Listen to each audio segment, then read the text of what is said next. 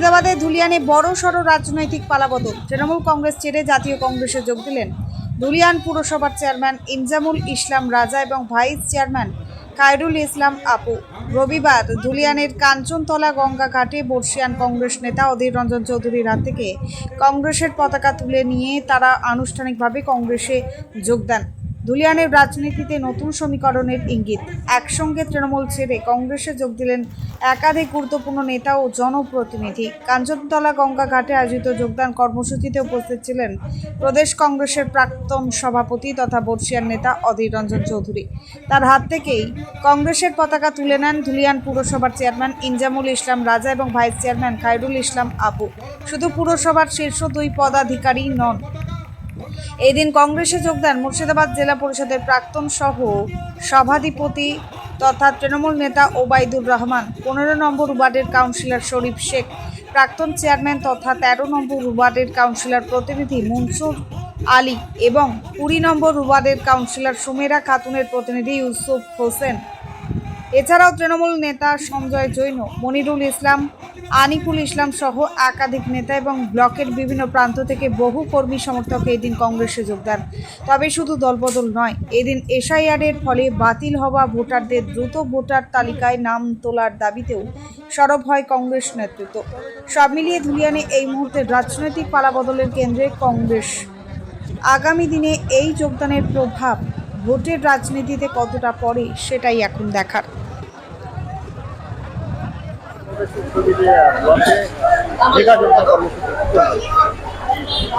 দেখুন, পশ্চিমবঙ্গে তৃণমূল সরকারের পতনের পরে যে একটা বিরোধী শিবিরে যোগদানের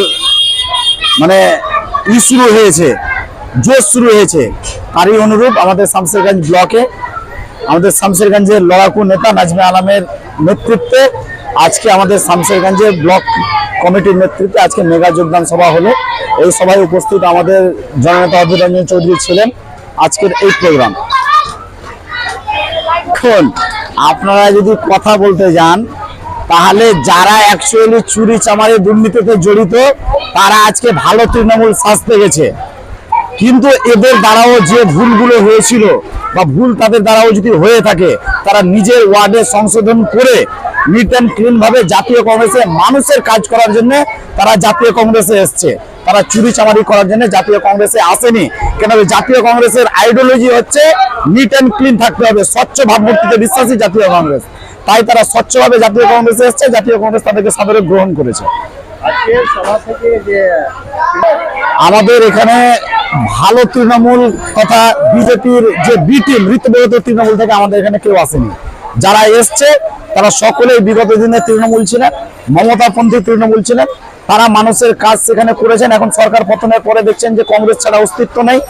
মানুষের যদি কাজ করতে হয়, সমাজে যদি ভালো থাকতে হয়, টিকে যদি থাকতে হয়, তাহলে জাতীয় কংগ্রেসের হয়ে কাজ করতে হবে, মানুষের পাশে থাকতে হবে। কেন কি এসআইআর নিয়ে যে মানুষের যে একটা বিপুল সংখ্যক মানুষ যে এসআইআর এর মাধ্যমে নির্যাতিত হয়ে আছে, মানুষ বাদ পড়ে আছে, তাদেরকে যদি সঠিক দিশা দেখাতে হয় তাহলেই জাতীয় কংগ্রেসই পারবে, একমাত্র আর কোনো দল কিন্তু আর পারবে না। ধুলিয়ান পৌরসভা জাতীয় কংগ্রেসের দখলে অলরেডি চলে এসছে। তারই প্রয়াস এবং টেলার আজকে একটা হলো।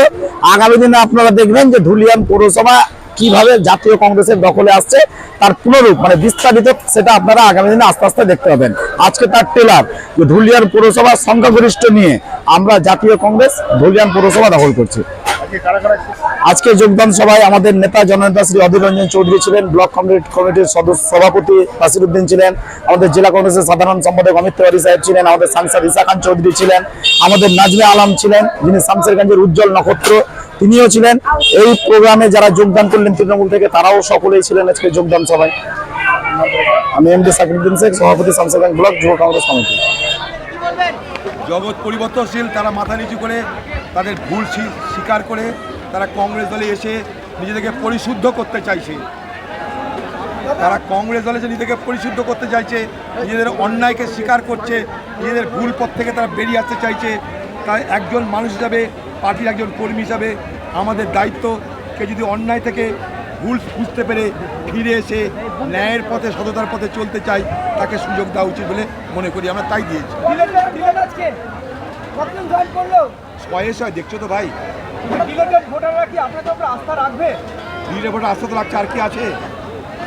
ডিলিটেড ভোটার যদি লড়ছি আমরা, কেন আস্থা রাখবে না? আমরা কিছু তাদের জন্য ব্যবস্থা করবার জন্য প্রাণপণ চেষ্টা করছি। ঈশা আমাদের এমপি, সে পার্লামেন্টে লড়ছে, কোর্টে লড়ছে। আমি হেরে যাওয়া এমপি, আমি সুপ্রিম কোর্ট গেছি। তা আমরা হারা জিতা উভয় কিন্তু লড়ছি। তার সঙ্গে মাহাতাব আছে, আমাদের নাজিম আছে, সবাই তো আমরা লড়ছি। বিভিন্ন জায়গায় তৃণমূলের যে পঞ্চায়েত এবং জেলা পরিষদ কি ভাঙতে পারে, কংগ্রেসে আসতে পারে, এরকম ইঙ্গিত আছে? দেখুন, কংগ্রেসকে আসবার জন্য উন্মুখ হওয়ার সংখ্যা বাড়ছে। এখন এই জায়গাটা দাঁড়িয়ে সরকার তারা নানাভাবে চেষ্টা করে সব কিছু রুখে দেওয়া। আমরা সেই অর্থে কোনো সংস্থা আমাদের পক্ষে আসুক তার জন্য বেশি উৎসাহিত নই।